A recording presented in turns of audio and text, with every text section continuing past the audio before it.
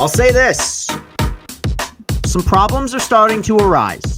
I am, of course, referring to our Detroit Tigers, who do still have the best record in baseball. Shows how much things have changed, and I don't want to ignore that. But I was looking back through the titles and the descriptions of some of these recent I'll Say This episodes, and it's abundant positivity, and I don't take back any of that. Look, I call things as I see them. When you win, I say nice things. When you're not winning, I might not say things that are so nice. But this particular week for the Tigers, we got some bad news. We are going to talk about the Jackson Jobe injury. And they played, I'm not going to call it their worst because they did win a game, but one of their sloppier series of the year, losing a home series, weekend series against the Cincinnati Reds. I do want to discuss all that because there were a few things, some of them injury related, some of them just, player related that I do want to talk about. But before we jump into the show, you can follow me on Twitter at Castellani2014. You can find all of our content at CastellaniContent.com. That is getting updated every day with Tiger videos, episodes of I'll Say This, episodes of Chris and Company. That's your one-stop shop for everything that Austin and I create. We're on TikTok. And of course, if you're watching on YouTube, hit that like button, hit that subscribe button. And you can find us on Apple Podcasts. You can find us on iTunes is Apple Podcasts, technically. You can find us on Spotify. And if you want to listen to this podcast in audio form, it is available on all of those platforms. All right, let's jump right into it and talk about our Detroit Tigers. Look, not a terrible week for the Tigers. Tigers went 3-3. They went on the road, won a series in Baltimore against an Orioles team that I actually think is better than their record.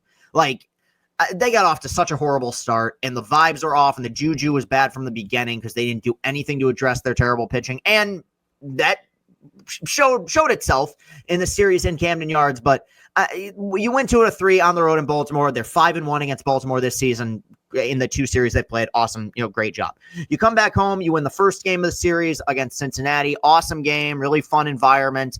Teams kind of traded solo home runs until the offense really blew things open in the sixth inning. And then, you have a Saturday game where you did what you do on Saturdays. This team, this is just weird. This team's lost 7 straight games on Saturday. They have not won a game on Saturday since April 24th. And now I'm the kind of guy who, when I see something that is that consistent, right, I try to come up with a reason for it. Baseball is a random sport. I just think this is weird randomness. If this team was terrible, it would make more sense. It's like, yeah, they'd probably lose on a lot of days of the week. For a team that still does have the best record in the entire sport to have lost 7 consecutive games on Saturday. And it's not just that. It's like, they've all been ugly too, or they're all games where they don't score runs or they give up a bunch of runs. You got a position player pitching in Jake Rogers on Saturday. So that was rough, but we have seen this team bounce back consistently from these games all year. There have not been many teams in baseball that have been better at bouncing back from losses. And through 7+ innings on Sunday, we saw a prime, example of what this team has been, which is it was a close game. It was a hard fought game. They grind out 2, Glaber with another big hit. Glaber's just been fucking awesome. And then Riley gets the big hit off the wall in center, and you're thinking, all right, they're going to bring in their studs. Vest will come in, Canley will come in, close it down. And then sloppiness was the name of the game. Errors all day. SGL had one. Hobby had one. McKinstry had a double play that should have been turned that wasn't. You had a wild pitch. I mean, they just completely fell apart in the late innings there and really throughout the game. I mean, they were sloppy from the get-go. You also have Will Vest, who called for the trainer after a wild pitch. Looks like it was an issue with his pinky. We'll see what happens with that. But obviously, if you're without him for any period of time, that's a bit concerning. So Tigers end up losing that game 8-4. And look, you have to put things into perspective. And it's so easy, especially in the world of social media, to overreact to bad losses. And this was a bad loss. This was a really bad loss. Not so much that they lost, because I think they're formidable, right? They're not a terrible team. They got some hitters, but it's giving games away, which is something that, despite the record being where it's at, and it is wonderful, is something that we've seen consistently throughout this season. I mean, early on, Colt Keith was getting hammered by the fan base. They lost 2 games, really in large part because of his defensive miscues. You had a game that you gave away against Kansas City where Javi made an error, I believe, at third. You had yesterday's game. These are starting to add up, and it's something that I talked about with Cody Stavenhagen in the offseason, which is, we want to see the offense improve, but defensively, there's issues here. It's weird to say this because he grades out to be average, but Glaber at second is probably one of your more reliable defenders at this point. You don't really have an actual third baseman. You've just been putting in a bunch of placeholder guys. Torque, generally speaking, is good at first, but that's not a premium defensive position.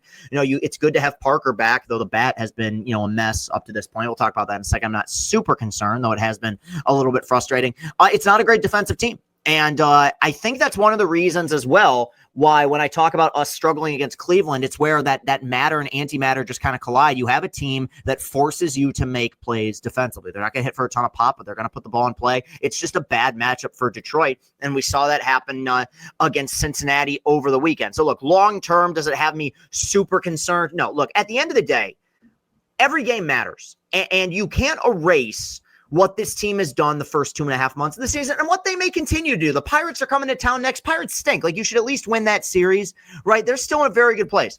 The rest of the division keeps losing. You have the biggest divisional lead of anyone in baseball. I will let you know when it's panic mode. It's not panic mode, but it's worthy of a because the deeper we're getting into this and the closer we get to the All-Star break and the closer we get to the trade deadline, the more some of these issues are going to pop up. A big one right away is the bullpen is not wholly reliable. And it's strange because I've praised this team and this pitching staff for the depth that they've had, but depth can only take you so far. I mean, in many ways, now again, the record speaks for itself, but in many ways, this has been worst case scenario for this bullpen. Because by the end of last season, what was really working at the end of last season? You had Holton, who was automatic. You had Bo Brisky, who was throwing 100. I mean, in the postseason, he was arguably your best reliever. You had Vest, who came along in the latter part of the campaign. You had Foley, who was closing games for you pretty consistently all year. You add Tommy Kahnle. You looked at this pen and you're like, yeah, these guys are going to be pretty good. What has ended up happening? Foley didn't make the team and is out for the year with shoulder surgery. Brisky can't command the ball. He's been sent down. Brebbia, who you signed to a major league contract, is DFA'd. Maeda, who you thought you might get something out of in that long relief role, he didn't. Did he make it a month? I mean, in a lot of ways, the fact that we're at a place now with this team's record being as good as it is, where you have Matt Gage and Tyler Owens, no disrespect to them, they might end up being wonderful pieces, but it's surprising the amount of guys in this bullpen that have kind of gone sideways. I mean, credit and a huge shout out to a guy like Chase Lee, who's been pretty he's been as consistent a middle reliever as this team has had. Vest yesterday obviously struggled. Ayers had something to do with that. Him and Kahnle, I think that's going to sustain itself. I think these guys are going to be really good the rest of the season. But unless your starter is going to give you 6 innings, which right now you have injuries to Reese Olson, and Jack got rocked on Saturday, and Mize has been a little bit inconsistent. You're not always going to get that. Those middle innings are going to be tough. And last season, you had, and really the last 2 years, but last year especially with the pitching chaos. Last year, you had this ultimate Swiss Army knife weapon that was Tyler Holton. Having Tyler Holton on this team a year ago when he didn't start, which sometimes he would and go an inning or two, was basically like having a second starter. You'd have the bulk guy give you 3-4 innings, and then Holton could give you 2, maybe sometimes even more, and then you could turn it over to Foley or Vest or some of the guys on the back end of the pen. Holton, while better his last 2 outings, has been very consistent. I mean, up until I think this week, he had a negative WAR after the Baltimore game. I mean, that's kind of concerning. Hannafy is not a high leverage guy. He's not awful, right? But do you trust him against? He was given an opportunity to kind of keep the game close in the 9th inning yesterday and couldn't do it. So that's concerning because you have guys who are dropping like flies. You have guys who've underperformed, and you have, because I do think the team is going to add. I get asked this every day, but I do think they'll add. But we got 30-something games until the trade deadline. I mean, things could start to slip away, potentially, if you don't address this sooner rather than later, because I do think some of the consistent pieces that you were expecting, they're not there. I mean, Brisky's in the minor leagues. I can't believe I'm saying this, and I don't think it'll happen, but with the amount of inconsistency that we've seen from the middle relief guys, it's not out of the realm of possibility that they say, all right, Matt Manning, you're on your last shot. Give us something. Because right now you have 3 rookies, Owens, Gage, and Chase Lee, that are, at the forefront of your bullpen right now, asking, to give them meaningful innings. Again, Chase Lee's been excellent, but how much can you rely on those pieces? The other thing that I brought up earlier is the defensive miscues and the errors. That's something that I think will plague them all year on the infield, especially. I don't see it getting a lot better. I think it is a startling indictment on this team that right now Kerry Carpenter is one of your more reliable defenders, when a year ago at this time, I mean, he was pretty downright awful. He has gotten a lot better in right field, but there are issues there. That the defensive miscues have cost you multiple games at this point. And, I bring these things up, and these are potentially very major issues. I mean, bullpens are always fragile. And not being a great team fundamentally, especially the deeper you get into the season, if you're playing good teams that make contact, that kind of stuff can really kill you. And it leads me to taking a step back, because I've said it a million times. Expectations change throughout a campaign. If you come into the year expecting 75 wins and then you start off red hot, you're not going to be viewing that team through the lens of a 75-win team. You're going to be viewing them as a team that could potentially win the division, maybe win the pennant. So I understand all of that. Throughout this season, and this team has earned this, I've been asked, is this a World Series contender? Is this the best team in baseball? Because all you got to do is look at the record.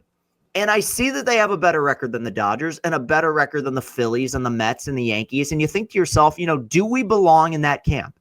We're 70-something games in, and opinions are obviously subject to change. You never, if this team's pitching, gets hot again, if they figure out the bullpen, I could change my tune by next week.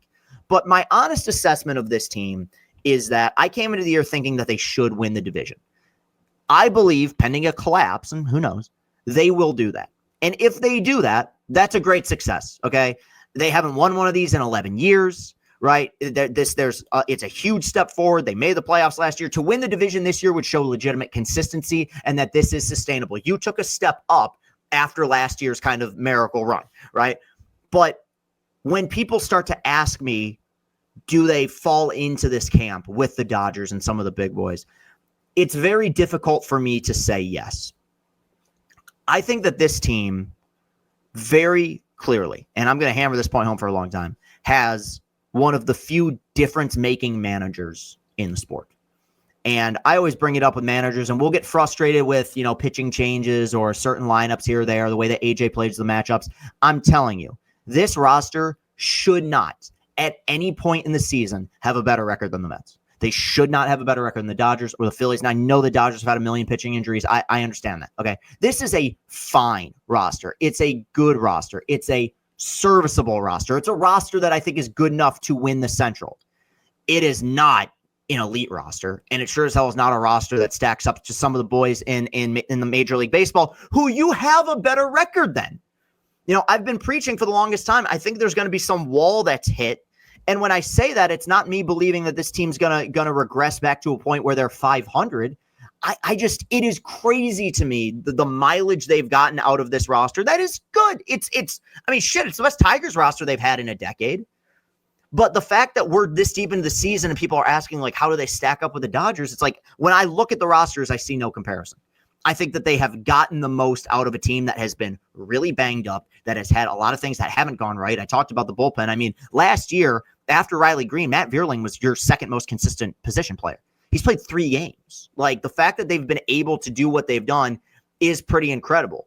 I do think over the last few weeks, and it starts with, it'll be 1 game a week, and then it'll be 2, and all of a sudden these are going to add up a little bit. We're starting to see some of those cracks in the foundation.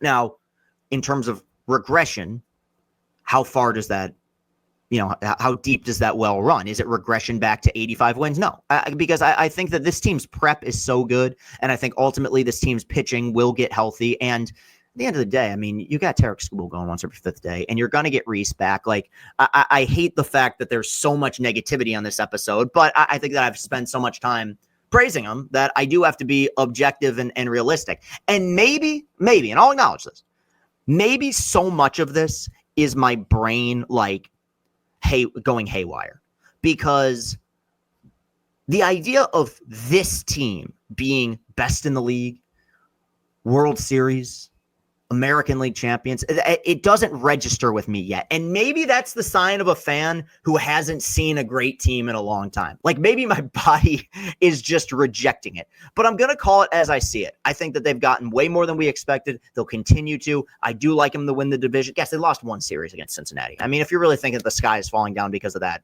come on. But I do think that over the last few weeks, there will be a game or two here or there where we start to see some of those issues bubbling up to the surface. And the deeper you get into a season, the more those issues are going to expose themselves, unless, of course, you address them at the deadline, which is very possible that they do. One more bit of Tigers news today. This might be something of a shorter show, but there was some bad Tigers news that broke last week. Jackson Jobe, this is kind of unsurprising, but Jackson Jobe, rookie pitcher for the Tigers, former Tigers farmhand, former number 3 overall pick, set to get Tommy John surgery. He will be out for the remainder of this season, and he will be out presumably for a heavy majority, if not all of next year. I mean, I think a lot of it depends on where the team is at, but the one thing you don't want to do is rush him back in any sort of capacity. And I have faith that they won't do that. Look, from a team standpoint, of course it's disappointing. Of course it's a starter you have to replace. When it comes to starting pitching, I trust the depth. I think you could do a lot worse than having Montero make a start every 5th day or SGL making a start every 5th day. I think that there's life beyond Jobe. I'm more disheartened for the player. That sucks. It's a devastating injury for a guy who worked his butt off to get here, who came in with high expectations. And now, I mean, in the next year with how quickly things move, people are going to forget about him and he's going to have to work his way back. And these starts that he's going to miss, whether he pitched well in them or not, these are meaningful starts. These are the moments in your major league career where you really learn how to pitch. I mean, I remember when I talked to Scooble the first time, and he talked about the fact that, when he came up as a rookie in 21, that was his first full season. And this is a guy who now has maybe the most lethal changeup in the universe. His changeup stunk. And these are his words, because in 21, when he was a rookie, he used a split changeup grip. He tried to basically split, throw it as a splitter, and it was getting rocked. He was getting hammered. He started to adjust. AJ and Federer told him to go back to his original grip. Now look where it is. I mean, these are reps that are very important that sadly Jackson Jobe is not going to see. Now, Tommy John surgery is such a pervasive thing at this point that I have the utmost faith that Jobe will come back and will be a phenomenal major league pitcher. There was a time where Tommy John, and I do want to talk about this, there was a time where Tommy John was this like taboo thing. Like, oh, you get it. Like, say bye to your career, buddy boy. Like, that's not the case anymore. I mean, guys come back from multiple Tommy John surgeries. So I still have faith in Jobe. I still think that the pieces are in place. I see all the people saying, oh, it's the training staff. Oh, it's this. No, it's not. I don't want people, and I'm a part of this, I don't want people with no fucking knowledge of science or medicine trying to say that the training staff or the doctors in Detroit like do a poor job with this team. Okay.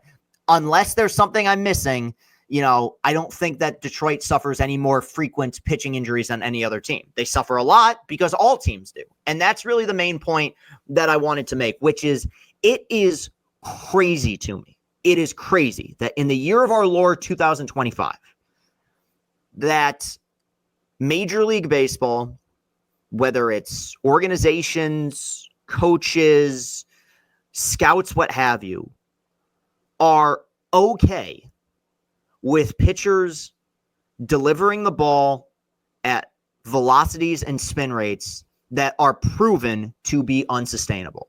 We live in a world now in which I check to see if a pitcher has already had Tommy John before they get called up to the major leagues, because if they have, I say, okay, good. We won't have to worry about that for a while. They'll work their way back up, and it'll be several years before they have to deal with another, nagging injury like that. There's no other injury in sports like this. The comparison I make, imagine if in the NFL, every running back it was a rite of passage to tear your ACL.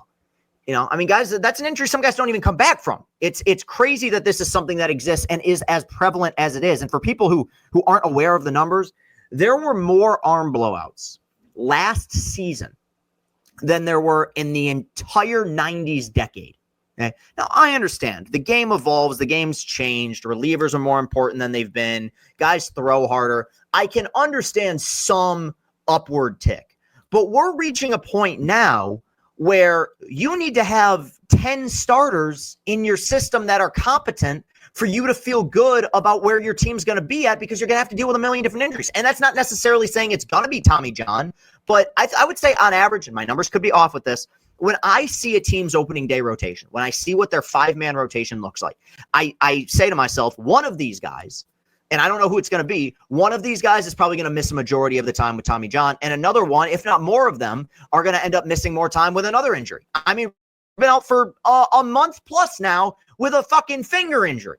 And I love Reese, and I think he'll come back strong, but it's disheartening to me, and I would argue it is one of the biggest problems that plagues the game of baseball right now, because we were amped for Jackson Jobe, and we still are amped for Jackson Jobe, but it's such a punch in the gut to the player, and it's such a punch in the gut to the organization and to the fan base when you have a guy that you're looking forward to, and even when he arrives, and even when he's pitching well, because Jobe had his moments in the limited sample size, right? It's in the back of your head like, okay, when's the other shoe going to drop? And this exists with every major prospect. It exists with every major pitcher, and I don't want to speak it into existence, but there's some incredible pitchers right now, young guys in Major League Baseball that, hey, man, keep shoving. I hope you earn your money, but at some point, like Garrett Cole got his way later than anybody else. I mean, Verlander, the workhorse of all workhorse, got it when he was in his 30s, and he kind of came up in a different era when, before this stuff was monitored as closely as it was. I think it's really devastating, and the role of the starting pitcher as a whole has changed in baseball so much. And I think a big reason for it, and this is the one thing I hope changes, and I don't think it will, is I still believe that having a great starting pitcher and winning with great starting pitching is the way to go in baseball. And I think from a fan standpoint, that's a lot of fun. Anyone who's been to Comerica this year, anyone who's been on Tigers Twitter knows the excitement that comes with us getting to watch Tarek Skubal start and knowing this guy's going to go 6-7 innings and shove. But we live in this age of monitoring pitch counts and spin rates and velo, and I just wish there could be some kind of throwback where, okay, instead of throwing 100 with elite spin, I hate to make this comp again, but do the Verlander thing of like building your way up, because this is not something that is exclusive to the minor leagues and the major leagues. Okay. Jackson Jobe went number 3 overall out of high school, meaning he was spinning the shit out of the ball before he ever, stood in a major league clubhouse. No, these guys, I remember when I interviewed Max Clark, he talked about the fact these guys are going to drive line when they're like 13 years old. This is stuff that starts at the youth level. And unless there's some sort of crazy advance in modern science where Tommy John is all of a sudden going to be something that has a much shorter recovery process, I think this is just something that major league organizations to accept. And I think that is just crazy. It feels like bizarro world to me that we exist in this age where you have, the Dodgers right now have an endless number of pitchers who are on the injured list. Some of them with Tommy John. You have a guy, one of their more consistent starters this year is Dustin May. Dustin May, I think, has had 3 Tommy John surgeries, maybe 2. And he also died because his esophagus got ripped open. That's a true story. These are all things they employ glass now, made of glass. Ohtani, arm blowout. Blake Snell on the injured list. This is one team. This is a good team. And so it's just to bring it back around, because it is about Jobe here. Ultimately, gonna be fine.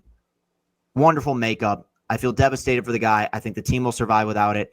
I just think optically what this stuff does for the player and what it does for Major League Baseball, I think it's poor. I think that you're having these guys, a league full of Icaruses that are flying too close to the sun, and then get all upset when they crash into it. Well, this is the type of pitcher that you're building. The type of pitcher that you're trying to build is not sustainable in the modern age anymore. And if it is, it's not sustainable until after they've gotten major surgery. You shouldn't be worrying about getting major surgery as a pitcher until you're like 30. If after that you got some steady miles on you, okay, like Verlander got his Tommy John in late 30s, okay, they got to pitch a million innings. Jackson Jobe's had his innings monitored every single level of baseball that he's been in, and he still blew his arm out, which kind of makes you wonder, how useful are these, monitoring of innings. And that is the one thing, that's the last point I'll make. Despite the fact that I'm coming on here and saying Jobe will be fine, Jobe will be fine, and I do believe that. This is Jobe's 4th year in professional baseball, and it's the 4th year he's been injured. He has not had a complete season. And more so than just the Tommy John surgery, that's what makes me a little bit more concerned and nervous here.